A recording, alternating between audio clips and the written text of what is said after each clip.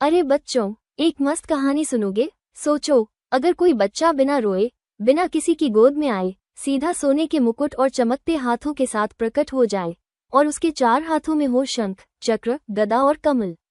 अब बताओ, ऐसा कोई बच्चा देखा है क्या? नहीं ना, लेकिन ये सच में हुआ था। और वो कोई और नहीं बल्कि हमारे नटखट श्री कृष्ण थे। अब अगर जानना है कि उनका जन्म इतना अनोखा क्यों था, तो कहानी शुरू करें। चलो, तैयार हो जाओ इस जादुई सफर के लिए।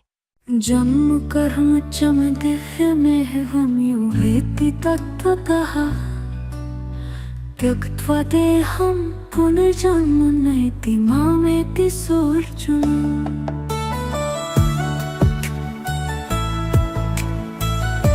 इस श्लोक का हिंदी अनुवाद यह है अर्जुन, जो लोग ये समझ जाते हैं कि मेरा जन्म और मेरे काम दिव्य, अलौकिक हैं, वे जब अपना शरीर छोड़ते हैं तो इस दुनिया में फिर जन्म नहीं लेते। वे सीधा मेरे परम धाम, स्वर्ग जैसी पवित्र जगह में आ जाते हैं। इस श्लोक की व्याख्या ये है श्री कृष्ण का जादुई जन्म। बच्चों, क्या तुमने कभी सोचा है कि अगर कोई बच्चा बिना किसी डॉक्टर, बिना किसी नर्स, बिना किसी झंझट के सीधा चमत्कार की तरह प्रकट हो जाए तो वो कितना खास होगा? अब सोचो, एक रात अचानक अंधेरे में एक दमकती हुई रोशनी फैली और उसके बीच से एक सुंदर, दिव्य बालक प्रकट हुआ।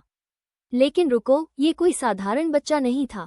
उसके सिर पर मुकुट था, उसकी आंखें कमल जैसी चमक रही थीं और उसके हाथों में शंख, चक्र, गदा और कमल का फूल था।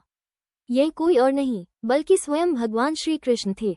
अब तुम सोच रहे होंगे, पर कान्हा जी तो देव की माँ के गर्भ में थे, फिर ये कैसे हुआ? यही आता है असली जादू। भगवान श्री कृष्ण का जन्म आम बच्चों की तरह नहीं होता। उन्होंने अपनी योगमाया से ऐसा चमत्कार किया कि सबको लगा कि वे देव की माँ के गर्भ में थे, लेकिन असल में वे पहले से ही तैयार थे, बस सही समय पर प्रकट होने का इंतजार कर रहे थे। और जब समय आया तो वे अचानक वैसे ही प्रकट हो गए जैसे बादलों से चमकता हुआ पूरा चंद्रमा निकल आता है। लेकिन कहानी यही खत्म नहीं होती। भगवान के कर्म आम इंसानों जैसे नहीं होते। हम जो भी काम करते हैं उसमें कोई न कोई स्वार्थ छुपा होता है, कभी इनाम पाने के लिए, कभी तारीफ के लिए, कभी मजे के लिए।